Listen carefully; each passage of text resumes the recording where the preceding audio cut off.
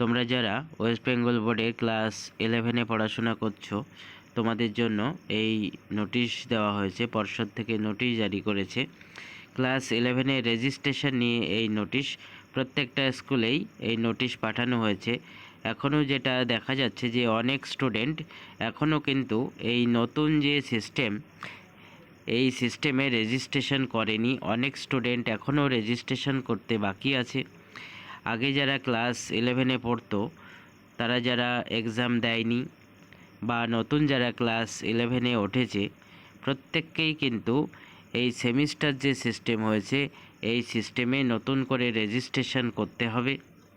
এই জন্য পর্ষদ থেকে নোটিশ করে জানানো হয়েছে, প্রত্যেকটা স্কুলেই নোটিশ পাঠানো হয়েছে। যদি নতুন করে সময় মতো রেজিস্ট্রেশন না করা হয়, তাহলে কিন্তু এই সেমিস্টার সিস্টেমে পরীক্ষায় বসতে দেওয়া হবে না। তোমরা নোটিশটি দেখে নাও।